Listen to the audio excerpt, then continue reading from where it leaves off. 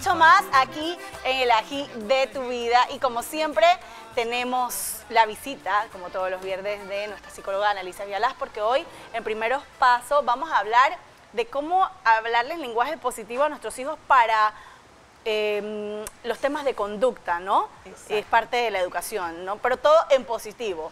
Todo en positivo. Eso se llama lenguaje propositivo. Ok. Y es una manera muy específica de hablar que nosotros recibimos mucho entrenamiento cuando trabajamos con niños especiales o con niños que tienen dificultades de conducta muy importantes y que la realidad es que todo el mundo debería aprender a hablar así para hablarle a un niño. Ok. ¿Por dónde empezamos? Ajá. Y cuando decimos lenguaje en positivo, alguien dirá, pero es que yo le hablo positivamente a mis hijos, yo soy una persona positiva, que tal vez qué errores puedo estar cometiendo que realmente no estén llevando ese mensaje realmente En la dirección. de positivo. Fíjate que en la cultura nuestra, en la cultura latinoamericana sobre todo, tenemos mucha tendencia a usar la palabra no. Exacto. Ajá. Entonces, cuando tú estás haciendo el proceso de desarrollo de un niño y hay dificultades de conducta, entonces le dices al niño frases como, no toques eso, no vayas para allá. No te trepas ahí que te vas a caer. Exacto, no te ensucies con eso, no corras alrededor de la piscina. Todo es no. Ahora, si tú estás con un niño que se porta bien el 80-90% del tiempo y solamente el 10% del tiempo tiene conductas inadecuadas, entonces que tú digas un no aquí, un no allá, pues bueno, no tiene un impacto directo negativo tan fuerte como cuando estás con un niño que tiene muchos problemas de conducta y te pasas 2 horas con ese niño y hace 50 cosas que no debería hacer y tú tienes que hablarle al niño. Okay. Entonces, en ese momento y en ese tipo de casos, es importante hablar en positivo para que no le estés diciendo tantas veces la palabra no al niño. Vamos a poner ejemplos. Si el niño realmente tiene una conducta inapropiada, Ajá. ¿cómo se le corrige de manera positiva? Ajá, fíjate, si el niño va a meter el dedito en el enchufre, que uno le dice, no toques, ¿sí? Como la primera frase como que una le sale reacción, a uno. ¿no? Exacto, porque estamos acostumbrados a hablar así. Entonces uno debe decir, es peligroso, ven para acá. Y entonces, o cuidado, en como ese una señal momento, de alerta, ¿no? Exactamente. Cuidado, te caes. En vez de decir, no corras alrededor de la piscina, mejor decirle, camina alrededor de la piscina. Explicarle inmediatamente las posibles consecuencias de lo que está haciendo. Explicas las consecuencias, pero también das una orden o una instrucción donde le permites al niño saber que hay otra conducta que es posible. ¿Los niños entienden de las consecuencias, Annalisa? Cuando son muy pequeños, no. Claro. Se entienden las consecuencias después de los 6 años, Ok. cuando ya el cerebro ha establecido conexiones entre los estímulos, las consecuencias o las reacciones que ellos tienen y las consecuencias que tienen. Pero eso es un proceso de aprendizaje. Una pregunta en cuanto a eso. Cuando el niño ya entiende ciertas palabras, hay una muy común pues usada por el panameño que es ay, ay, ay. Y Ajá. cuando el niño tiene 3, 4 años y va a hacer algo que puede caerse, lo que sea, tú le dices al niño ay, ay, ay, el niño entiende que Sí. se puede golpear. Exacto. Y fíjate qué bien que tú usas ese ejemplo, porque si Ay, tú le ay, dices ay, al ay, niño ay, ay, ay, ay, le estás avisando que es que le va a pasar algo que le va a doler. Pero no le estás diciendo al niño, no explores el mundo, no toques nada, no te metas nada en la boca, porque la realidad es que si tú estás introduciendo si tú esas creces con palabras, muchos nos. exacto, entonces se va cargando de información negativa el cerebro. El cerebro es como si fuera una computadora, entonces la información que tú le introduces a ese cerebro, si va en una versión positiva, va a producir un efecto a mediano y largo plazo y a corto plazo también, de una forma positiva. Y es distinto a si constantemente tú estás diciéndole que no, no, no, no, no a alguien. Cuando tú estás con un niño que tiene entre 2 y 3 años, ese niño tiene la capacidad de desarrollar su autonomía. Entonces está en un periodo donde empieza a hacer cosas en el mundo, pero las cosas no le salen bien porque se necesita mucha práctica. Claro. Empiezas a caminar, te caes 1000 veces antes de poder hacerlo bien. Empiezas a agarrar un vaso y se te cae 1000 veces antes de que lo puedas hacer bien. Entonces, si cada vez que ese niño comete una equivocación, un error o algo no le sale bien, y el adulto que está alrededor empieza a decirle no a esto, no a lo otro, al final estás hablándole de una forma limitante. En vez de decirle, no pongas el vaso ahí porque se te va a caer, entonces es mejor que uses otra frase para que le digas al niño. Porque está creciendo como con temor. Con temor, y entonces entra en un periodo donde le da vergüenza y después no quiere intentar las cosas y después empieza a pensar, yo no puedo, me va a salir mal, ¿para qué lo voy a intentar si después me van a regañar? ¿Sí? Claro. ¿Para qué voy a hacer eso si total me va a salir mal? Y luego se empeora la situación porque piensa, ¿para qué me voy a estudiar eso si de todas maneras voy a salir mal en el examen? Entonces, sin querer, ese lenguaje que uno usa para hablarle al niño tiene un impacto interno emocional que hace la diferencia entre bajarle la autoestima a alguien que está aprendiendo algo nuevo o subirle la autoestima a alguien que está haciendo esfuerzos para aprender algo nuevo. Además, los niños se sienten culpables. Se sienten culpables, se sienten avergonzados, les da mucho miedo y al final de cuentas uno entonces no está haciendo el trabajo más importante de la infancia, que es tener apertura para el aprendizaje. Claro. Cuando tú estás aprendiendo algo nuevo necesitas sentirte feliz, pero los procesos de aprendizaje conllevan muchos errores, muchas equivocaciones, porque estás aprendiendo hasta que lo aprendas a hacer bien.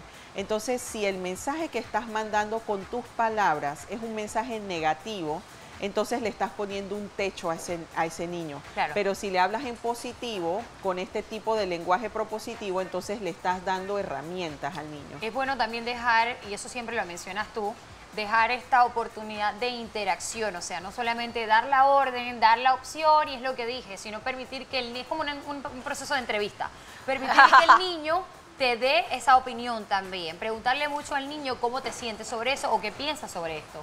Muchos padres a mí me piensan ha pasado, que hacer eso pues pierdes autoridad. Claro. Al contrario, estás reforzando la comunicación porque eso era lo que se pensaba antes. Era que porque lo digo yo y punto. Exacto. Esa es la respuesta Fíjate que de mi me papá. haces recordar, una vez yo estaba dictando una conferencia sobre modificación de conducta a un grupo de padres de familia y un señor puso un ejemplo de que su hijo de 4 años iba a la nevera y sacaba los huevos y los tiraba al piso.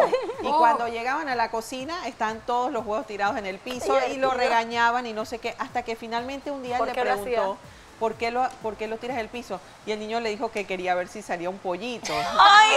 Sí, y lo habían estado regañando por semanas. ¡Ay, y entonces, mi chucu! claro, el pensamiento de un niño es muy diferente. Sí. Pero ves, Regañando por gusto. por gusto, porque él, o sea, muchas veces los niños Pobre hacen esto chiquillo. porque no, o sea, yo creo que a veces somos los adultos los que estamos mal. los que estamos Exacto. mal, porque ¿cuántos años tenía? 4 años. Es lógico que pueda pensar, oye, si yo hasta hace poco también pensaba que de repente salía un pollito o algo, o sea, ¿sabes? Es lógico. Es lógico. Pero si no Si no le das la intervienes, si no le das la oportunidad. oportunidad de que ese niño hable y no solamente seas tú, pues Claro. lo va a seguir haciendo y él no va a entender por qué lo estás regañando Exacto. cuando su motivo es totalmente Y diferente, oye, hasta inocente. Lo agarramos de relajo, Exacto. pero Sí. yo que tuve la oportunidad de interactuar con muchos niños ajenos, me sorprendía a La diario imaginación. de los razonamientos de los Sí. niños con las cosas. Sí.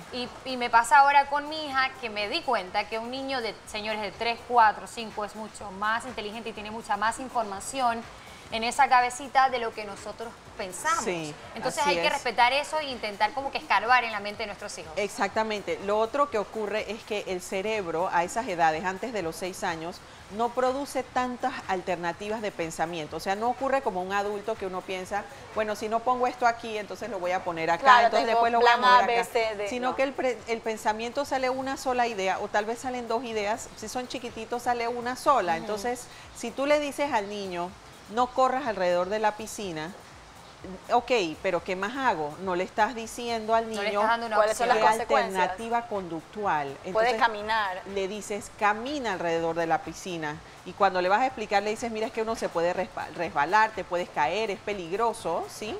Pero si tú le dices qué más puede hacer, entonces el cerebro tiene otra opción y puede cambiar el Tengo una comportamiento. pregunta, pues yo con mi hijo cuando se trepa, corre alrededor de la piscina o hace alguna cosa que pueda atentar contra su salud o contra su vida sin querer porque están jugando, pues le digo que a ti te gusta ir al hospital. porque obviamente... Erika. Entonces, yo no sé, yo es que... digo, porque él odia las inyecciones como yo. O sea, no sé, pues no le gustan las inyecciones, entonces ir al hospital es como un asunto. Entonces, que tú quieres repetir que no. Entonces ya empieza a caminar. O sea, yo no sé si estoy haciendo bien, por eso estoy consultando. Pero sí, es lo correcto. Tú estás validando su percepción y estás siendo honesta. Pobre doctora ya cuando le llega al hospital, pues ya ese es otro asunto. Pero ¿está bien o estoy cometiendo error? Eso está muy bien. Eso está muy bien porque tú no estás descalificando su punto de vista ni estás descalificando su percepción. Y la forma en que tú le hablas y le diste esa respuesta es una forma adecuada, porque entonces no lo estás agrediendo o no lo estás haciendo sentir menos simplemente porque está compartiendo cuál es su opinión con respecto al Siempre asunto. trato como de hacer una pregunta de la situación porque quiero saber qué piensa. Exactamente. ¿Es bueno eso? Eso es buenísimo. Fíjate, por ejemplo, los niños que a veces no quieren comer. Yo tuve una conversación muy importante con un niño de 4 años que no quería comer, y había un problema grave con la comida. Y entonces le dije, bueno, pero ¿y qué está pasando? ¿Qué te dan de comer en la casa? ¿Por qué no quieres comer?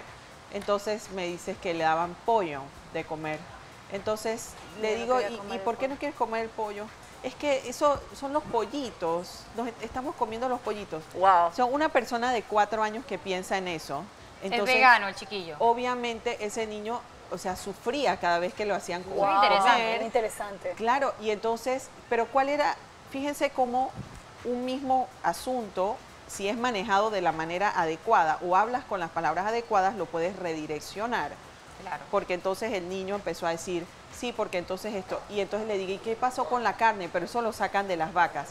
¿Cómo alguien de 4 años va a estar pensando en eso? Pero esos son los niños que tenemos en este periodo, son muy distintos y tienen un pensamiento mucho más desarrollado, más complejo, y se fijan en detalles que probablemente las generaciones de atrás no se fijaron. Entonces, si tú a ese niño lo obligas a comer y le dices, no te paras de la mesa hasta que no comas, y tú no averiguas por qué esa persona no se quiere comer eso, eventualmente vas a tener un niño o un adulto con un problema gastrointestinal porque se está comiendo con angustia, con estrés, esa comida, se genera un montón de cortisol en el cuerpo se aprieta, el estómago se aprieta y generas un problema físico, una enfermedad física que después nadie sabe de dónde salió, por qué te enfermaste, por qué no te enfermaste. Entonces, cuando uno habla, es bueno preguntar en los momentos en que se puede preguntar, pero también es bueno dar alternativas de lenguaje, alternativas de pensamiento, de comportamiento. Por ejemplo, si el niño te dice, yo no puedo, le dices, ¿qué tal si pensamos, voy a intentarlo otra vez? No me salió bien, ok, está bien, no te salió bien, pero vamos a intentarlo otra vez. Entonces, tus palabras son las palabras que entran en ese sistema, en ese cerebro, y entonces el niño tiene otra opción de palabras para usar en ese momento. Claro, y le estás modificando totalmente su pensamiento, que eso va a influir obviamente en el proceso de la pubertad, de la adolescencia y cuando sea un adulto. La percepción individual, la autoestima. Importantísimo. Información que muchos de nosotros pues tenemos y la obtenemos gracias a ustedes. Antes esto, ¿sabes? No estaba tan desarrollado, pero ahora que tenemos esa información ya sabes hablar con códigos positivos y a conversar con los niños. No subestimemos su capacidad. Yo creo que si la subestimamos pues cometemos muchísimos errores. Gracias, Annalisa, por estar con nosotros.